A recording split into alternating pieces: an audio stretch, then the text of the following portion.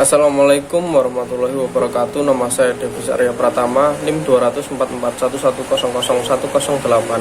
Di sini saya akan menjelaskan materi tentang IPv4. Apa itu IPv4? Alamat IP versi 4 atau IPv4 adalah versi keempat dari sebuah protokol internet atau IP. IPv4 merupakan bilangan bulat 32 bit yang dapat dinyatakan dalam notasi heksadesimal. Format yang lebih umum atau yang dikenal sebagai dotted quad atau dotted desimal adalah 4 kali X, di mana setiap X dapat berupa nilai apa ataupun antara 0 dan 255. Misalnya 192.0.2.146 adalah alamat IPv4 yang valid. IPv4 yang masih merutekan sebagian besar lalu lintas internet saat ini. Ruang alamat 32 bit membatasi jumlah host unik menjadi 232, sekian, yang berarti hampir 4,3 miliar alamat IPv4 untuk digunakan di dunia. Manfaat IP. Alamat IP digunakan sebagai alat bantu antarmuka host atau antarmuka pada jaringan. Maksudnya, fungsi ini diilustrasikan seperti nama orang sebagai suatu metode untuk membedakan siapa orang tersebut. Dalam jaringan komputer pun tepat hal yang sama, yaitu alamat IP yang unik tersebut akan digunakan untuk membuat sebuah perangkat atau komputer. Kemudian, alamat IP digunakan sebagai alamat lokasi jaringan. Fungsi alamat IP yang selanjutnya adalah sebagai petunjuk alamat lokasi jaringan. Jika diilustrasikan dalam kehidupan nyata, maka alamat IP dapat diilustrasikan sebagai petunjuk alamat rumah tinggal seseorang.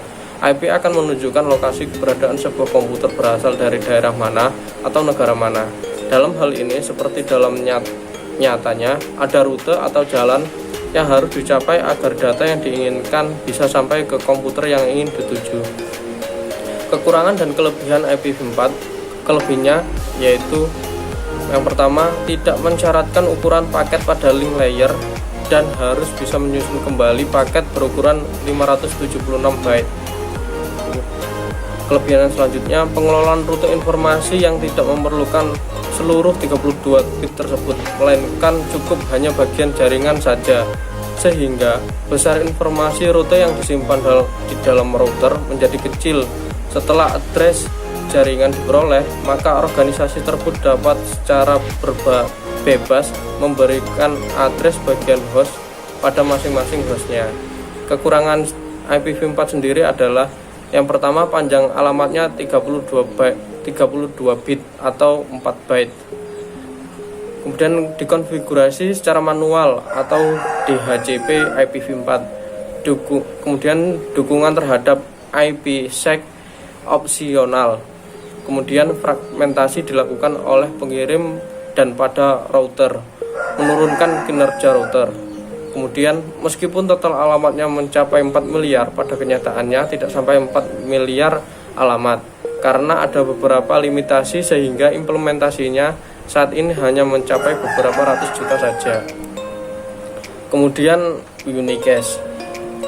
Unicast adalah metode pengiriman pada IPv4 yang konsepnya adalah point to point atau one to one. Jadi paket yang dikirimkan akan diterima oleh satu host.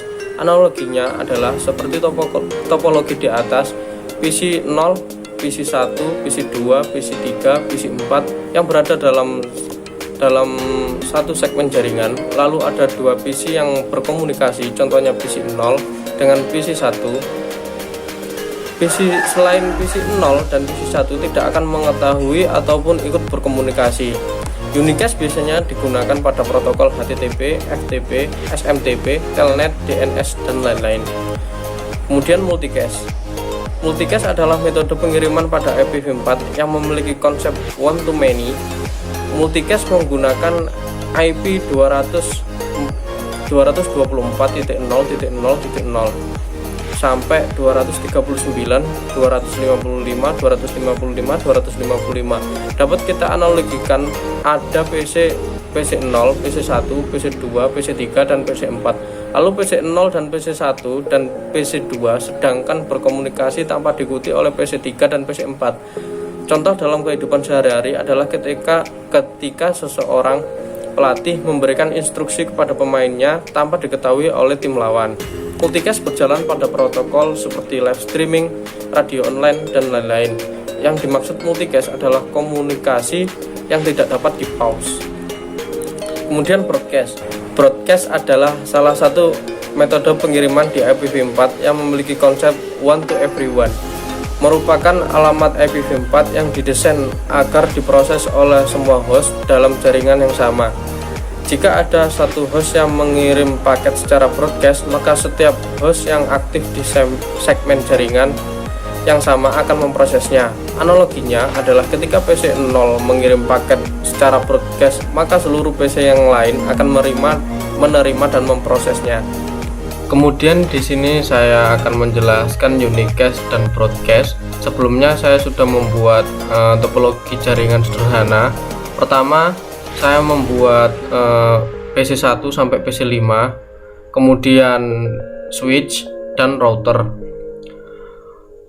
Untuk menghubungkan PC sama switch sama router, kita menggunakan kabel straight. Biar lebih gampang, saya menggunakan kabel otomatis yang cocok untuk untuk instalasi ini. Yang kemudian saya menyetel IP address-nya, IP-nya di desktop IP. Saya menggunakan IP ini 192.168.1.2. Kemudian subnet masknya default. Dan ini juga sama, cuma beda di IP versi 4 addressnya. Yang sebelumnya 2, di sini menjadi 3, di PC3 menjadi 4, di PC4 menjadi 5, di PC5 menjadi 6, dan di routernya 1.1 IP-nya.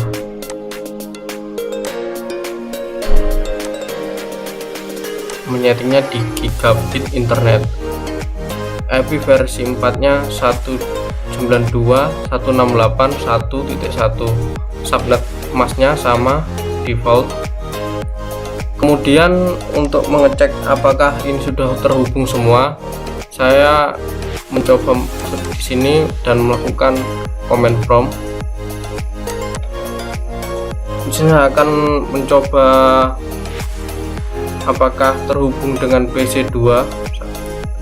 Lalu kita ketikkan ping, kemudian IP-nya PC2 yang akan dituju. 8.1.2.3 dan enter. Kalau muncul seperti ini berarti terhubung. Kemudian ke PC 3,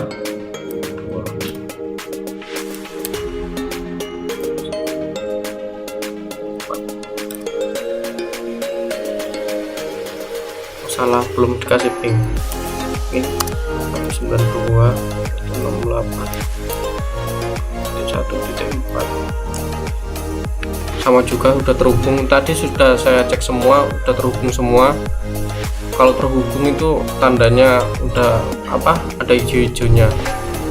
Melihat simulasi unicast, yang pertama kita add simple video, kita taruh di router. Misalkan kita yang dituju adalah PC4, kita taruh di PC4, kemudian kita jalankan. Dari router dikirim ke switch.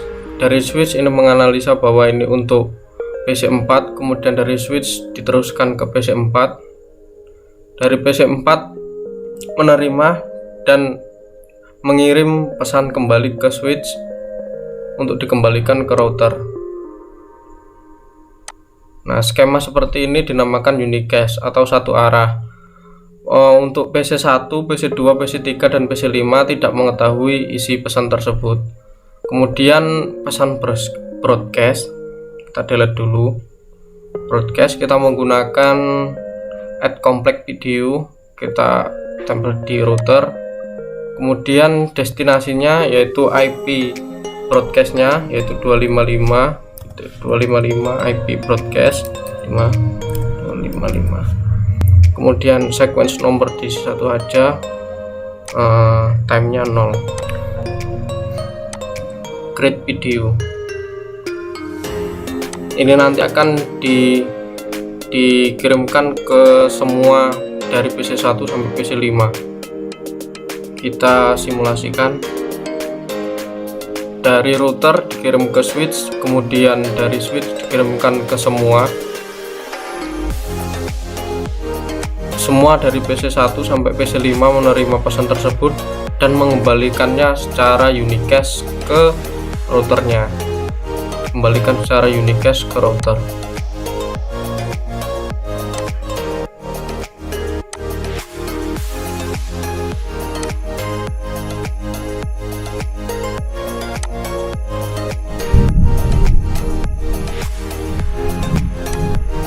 Sampai selesai. Demikian penyampaian dari saya. Apabila ada kekurangan, saya mohon maaf yang sebesar-besarnya. Wassalamualaikum warahmatullahi wabarakatuh.